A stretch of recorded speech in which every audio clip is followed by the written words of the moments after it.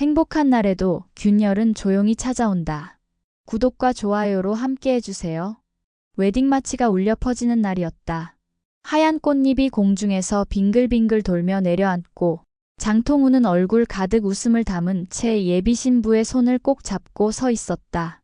장 사장, 오늘은 진짜 멋지십니다. 권칠봉이 괜히 툴툴거리며 말했지만 그 눈가엔 눈물이 맺혀 있었다. 이주인은 연신 손수건으로 눈을 닦으며 우리 동네에도 이런 날이 다 있네라며 코를 훌쩍였다. 주마담은 고운 한복 자락을 정리하며 미소로 건넸다. 이제 싸움 좀 그만하시고 서로 다림질 잘된 인생 살아요. 웃음이 터졌고 카메라 플래시가 번쩍였다. 하지만 그 밝은 조명 속에서도 신 사장의 눈빛은 어딘가 멀어져 있었다. 축하의 박수 소리 대신 그는 오래된 기억 속으로 빨려 들어가듯 멍하니 서 있었다. 준이의 손을 잡고 뛰어다니던 그날의 놀이터, 그리고 구급차의 사이렌 소리. 그 소리는 여전히 그의 귓속 어딘가에서 끓어오르는 듯 생생했다. 사장님, 사진 찍어요. 이시온이 밝게 외치며 손을 흔들었다. 신 사장은 멋쩍은 미소를 지으며 그 무리에 섞였다. 그때 시온의 손에는 봉투 하나가 들려 있었다. 이게 뭐야? 합격 통지서요. 검정고시 붙었어요. 말끝이 채 끝나기도 전에 상가 사람들의 환호성이 터졌다. 이야, 이시온이 이제 진짜 학생 되는 거야? 아이고, 효녀가 사람 됐네. 장통우는 결혼식보다 더 신난 표정으로 그녀에게 축하를 건넸다. 신 사장은 조용히 그 모습을 바라봤다. 그의 얼굴엔 처음으로 오래된 어둠 대신 잔잔한 미소가 떠올랐다. 잘했어, 시온아. 이제 네 인생은 네가 협상해라. 그 옆에서 조필립은 시온을 향한 시선을 거두지 못했다. 긴장된 듯 어딘가 서툰 웃음. 그는 작은 목소리로 말했다. 축하해요. 정말 판사님이 과외해준 덕분이죠. 시온이 웃었고 잠시 정적이 흘렀다. 그 정적 속에서 필립은 불쑥 다가와 그녀의 머리칼을 스치듯 손끝으로 정리했다. 순간 두 사람의 시선이 마주쳤다. 그리고 아주 짧게 그러나 분명히 그는 그녀의 입술에 입을 맞췄다. 눈 깜짝할 사이의 순간 서툴고 순수하고 그래서 더 위험한 충동이었다. 야, 저 둘이 지금. 권칠봉의 외침에 하객들 사이 웃음이 터졌다. 젊은 사람들은 원래 그래. 장통우가 외치며 장내는 다시 화기애애해졌다. 그러나 바로 그때였다. 결혼식장 구석 케이터링 줄 앞에서 하객 두 사람이 언성을 높였다. 그쪽이 밀쳤잖아요. 뭐라고요? 내가 언제? 접시가 바닥에 떨어지며 유리 조각이 튀었다. 순식간에 분위기가 얼어붙었다. 신 사장은 한숨을 내쉬며 다가갔다. 자, 오늘은 좋은 날 아닙니까? 그의 목소리는 낮았지만 묘하게 단단했다. 사람들이 조금씩 뒤로 물러났다. 그는 떨어진 접시를 주워들며 웃었다. 깨진 건 접시지 사람 마음이 아니에요.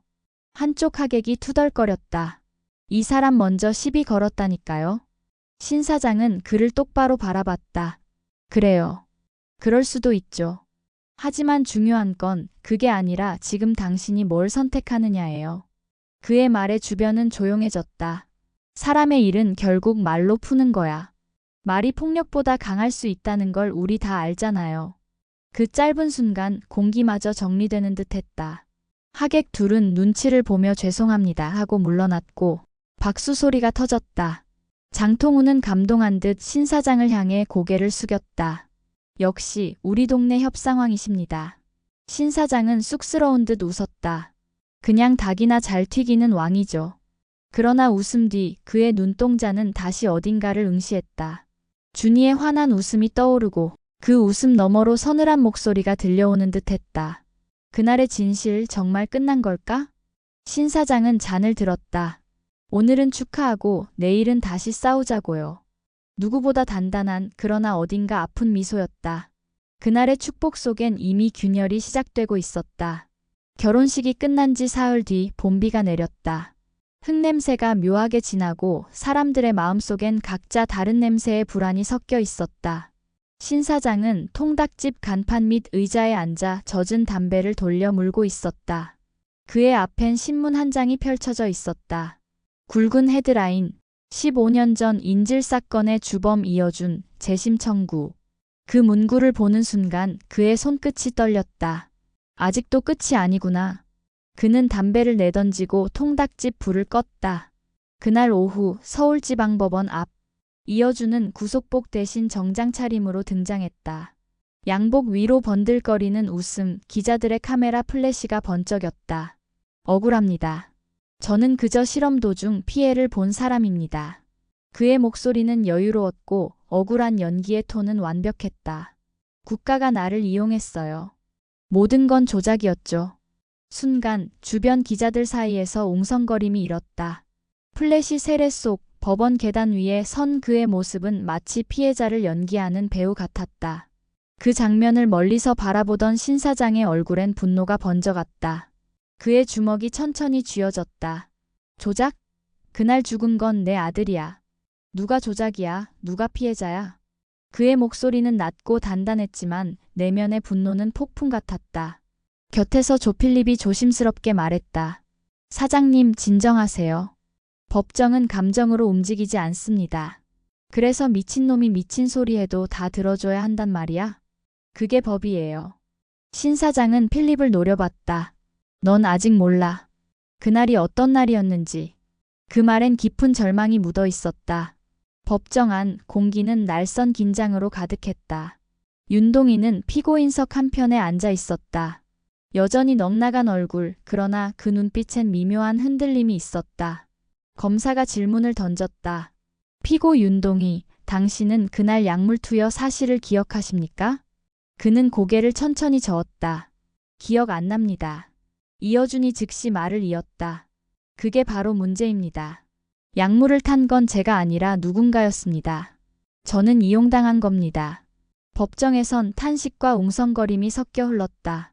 신 사장은 참지 못하고 일어섰다. 이용당했다고?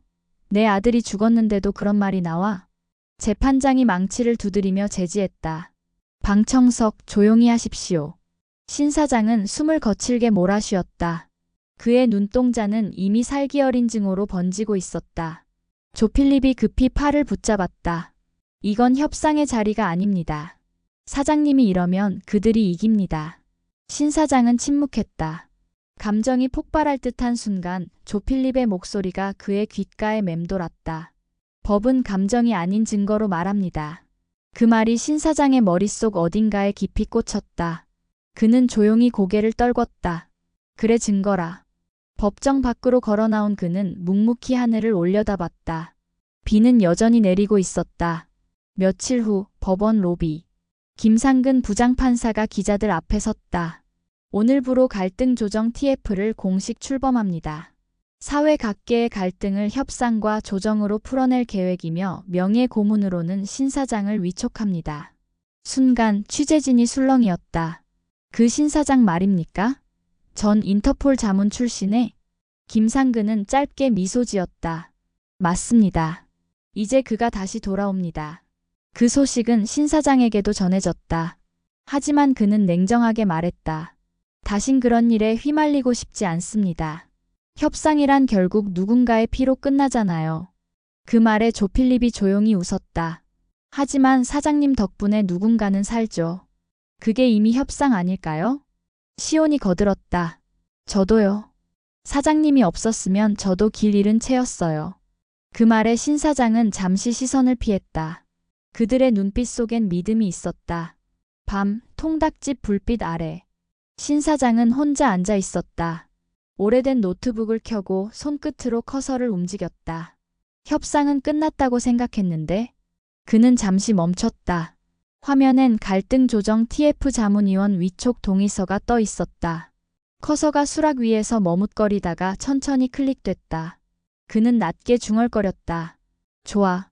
이번엔 증거로 끝내자. 바로 그 순간 뉴스 속보가 떴다.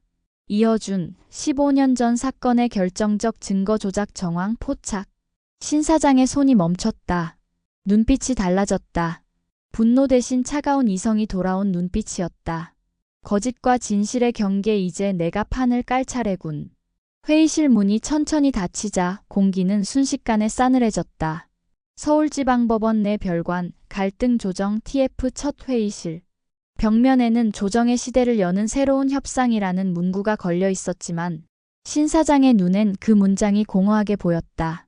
형식은 회의였지만 오늘 이 자리는 단순한 회의가 아니었다. 그는 자리표 위에 적힌 글자를 천천히 읽었다. 조정안 15년 전 마헌 인질 사건 관련 피해자 및 관계자 조정회의. 이어준, 윤동희, 그리고 사건 당시 수사 담당이었던 최철과 관련 변호인단까지. 한 공간에 모인 이들의 얼굴엔 긴장과 불신이 뒤섞여 있었다. 신 사장은 의자에 앉으며 낮게 말했다. 오늘은 싸우는 자리가 아닙니다. 진실을 조정하는 자리죠. 조필립은 TF 공식 서기로 참석했고 김상근 판사는 옆자리에서 조용히 분위기를 지켜봤다. 회의가 시작되자 마이크 앞에 선 이어준이 여유롭게 웃으며 말했다. 저는 여전히 억울합니다. 제가 준이를 해치려 했다는 건 아무 근거 없는 음모예요. 신 사장은 그 말에 미세하게 눈썹을 찌푸렸다. 근거가 없다고요? 그럼 당신이 약을 타던 그날 CCTV는 왜 꺼져 있었을까요? 이어준의 표정이 순간 굳었다. 그건 시스템 오류였죠. 그때 조필립이 즉시 자료를 펼쳤다. 법원 제출 기록에 따르면 CCTV 서버는 사건 발생 15분 전에 수동 차단된 걸로 확인됐습니다. 회의실 안이 술렁였다. 이어준이 침착한 척하며 웃었다. 그게 나라는 증거는 없잖습니까? 그 말과 동시에 한쪽에서 낯선 목소리가 들렸다. 윤동이었다.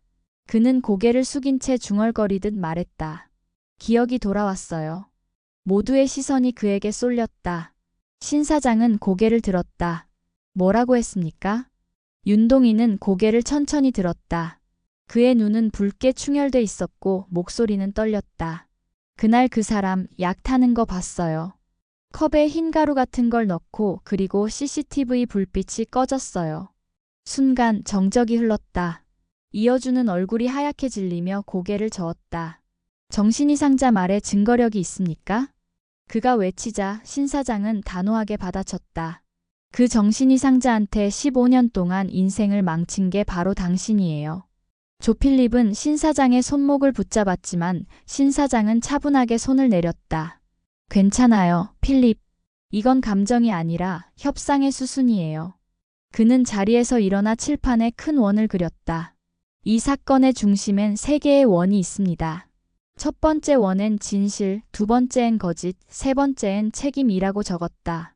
협상이란 건 결국 이 세 원이 만나는 지점을 찾는 일이죠. 진실이 거짓을 덮을 때 책임이 사라집니다. 하지만 오늘은 그걸 되돌리러 왔습니다. 회의실에 무거운 침묵이 흘렀다. 조필립이 자리에서 일어나 노트북을 연결했다. 스크린에는 병원 기록이 떴다. 사건 당일 윤동희 피고의 혈중 약물 반응은 벤조디아제핀 계열로 나타났습니다. 이건 일반 진정제가 아닙니다. 의료용이 아니라 약물 실험용 시약이었어요. 그리고 이걸 공급받은 병원이 바로. 그는 키보드를 두드리며 화면을 넘겼다. 이어준의 부속 연구소입니다. 회의실 안의 공기가 얼어붙었다. 이어준이 자리에서 벌떡 일어났다. 그건 조작이야. 내 연구소는 폐쇄됐다고. 그럼 왜 폐쇄 2주 후에도 당신 명의의 약품 주문 기록이 남아있을까요? 조필립이 차분히 되물었다. 김상근 판사는 천천히 손을 올리며 정리했다. 이건 조정이 아니라 사실상 심리군요. 신 사장은 고개를 끄덕였다. 그래서 오늘은 협상이 아니라 고백을 끌어내는 자리입니다. 윤동희가 손을 덜덜 떨며 외쳤다. 그 사람이 약을 주사기로 바꿨어요. 나보고 그걸 맞으라고 했어요. 그날 준이 옆에 있었고 그의 말은 울음 섞인 비명으로 변했다. 이어준이 그를 향해 소리쳤다. 거짓말이야. 그건 네가 꾸며낸 헛소리야. 그러자 신 사장이 조용히 말했다. 이봐요, 이어준. 협상 테이블 위에선 말보다 눈빛이 먼저 거짓을 들키죠. 그는 천천히 걸어나가 윤동희의 옆에 섰다. 이제 말해요. 당신은 그날 누구의 명령을 받은 겁니까? 윤동희는 두 손으로 머리를 감싸 쥐며 흐느꼈다. 이어준 그리고 윗선이 있었어요. 그 말에 모두가 숨을 죽였다. 신 사장은 조용히 속삭였다. 협상이란 결국 진실을 마주하는 용기야. 그의 목소리는 낮았지만 방 안의 모든 공기를 바꿔놓을 만큼 단단했다. 회의가 끝나갈 무렵 조필립의 휴대폰이 진동했다. 사장님 병원 기록 말입니다. 이어준 이름으로 삭제된 파일이 복구됐습니다. 그는 화면을 보여주었다. 파일 이름은 단 하나. EXPRIMENTCHILDJ. 신 사장은 화면을 바라보며 미세하게 웃었다. 그래, 이제 테이블은 완성됐군. 그는 자리에서 일어났다. 이제 거래하자. 거짓말이 아닌 진실로. 이틀 후 서울지방법원 대회의실은 사람들로 붐볐다. 갈등 조정 TF 첫 공개 조정회의. 법원은 물론 언론까지 대거 몰려 있었다. 사건의 핵심 인물 이어준. 그는 여전히 말끔한 정장을 입고 등장했다. 하지만 이번엔 자신감이 아니라 불안이 그 눈 밑에 어둡게 드리워져 있었다. 신 사장은 조용히 입장하며 회의실 한켠의 스크린을 바라봤다. 조필립이 준비한 자료와 함께 결정적인 카드가 오늘 공개될 예정이었다. 그의 손에 쥐어진 USB. 그건 김용우가 생전에 남긴 세상 어디에도 없는 진실의 원본이었다. 김상근 판사가 개회를 선언했다. 오늘은 15년 전 사건의 마지막 조정입니다. 진실이란 단어가 얼마나 무겁고 또 얼마나 얇은지 직접 보시게 될 겁니다. 회의실 중앙에 대형 스크린이 켜졌다. 화면에는 실험실 내부 CCTV 기록이라는 문구가 떠올랐다. 첫 장면, 하얀 실험복을 입은 남자가 등장했다. 이어준이었다. 그는 약병을 들고 유리컵에 흰 가루를 타고 있었다. 이어지는 장면에서 윤동이가 등장해 떨리는 손으로 주사기를 쥐고 있었다. 그의 옆에는 아이 한 명. 그리고 영상은 거기서 끊겼다. 순간 법정 안에서 탄식이 터져나왔다. 기자들이 일제히 셔터를 눌렀다. 이어준은 얼굴이 창백하게 질리며 자리에서 일어났다. 그건 조작된 영상입니다. 내가 만든 게 아니야. 조필립이 차분히 말했다.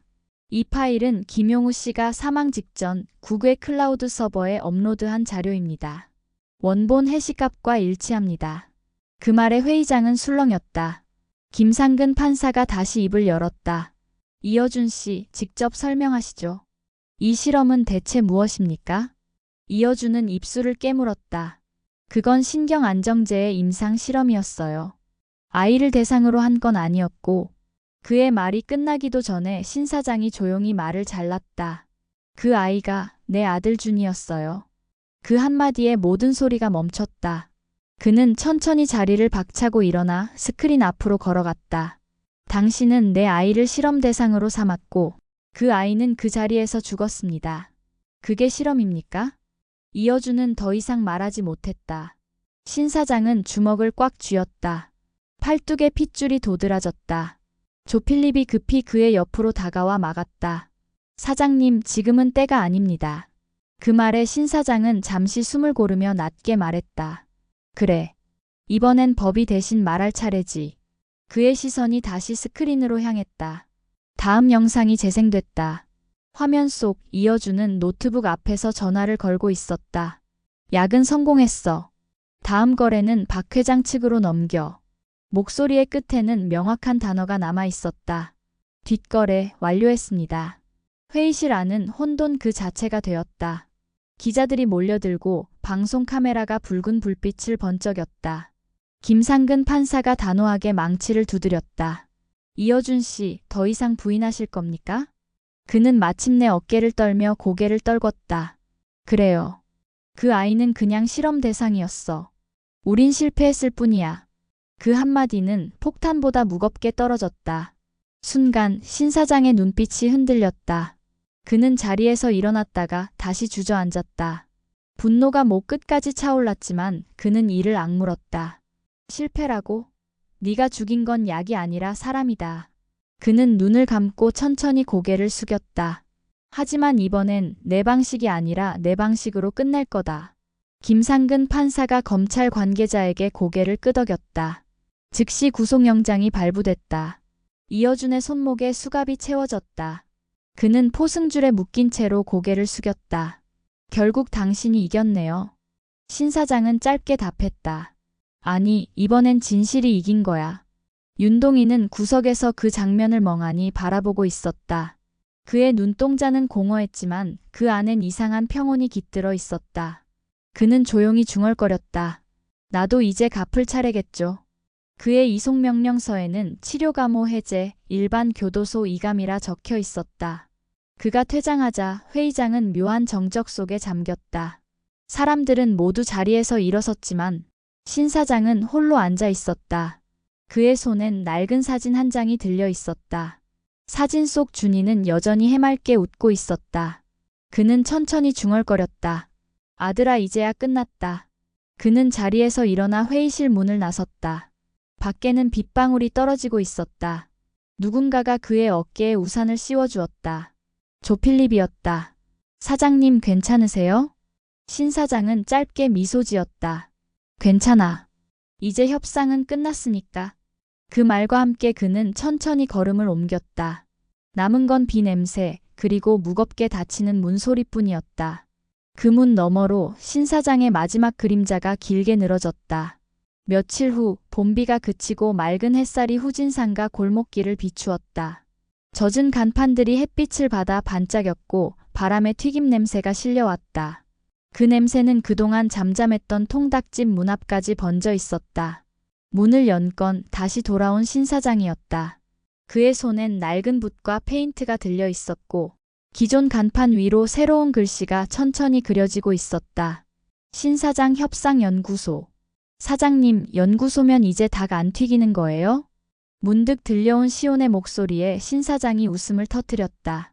닭도 튀기고 세상도 튀기고 뭐든 기름칠 좀 해야 굴러가죠. 그의 장난스러운 말에 시온은 눈을 반짝이며 물었다. 그럼 저도 협상 배우면 같이 연구소 직원으로 써주세요. 너는 이미 현장 실습 다 끝냈어.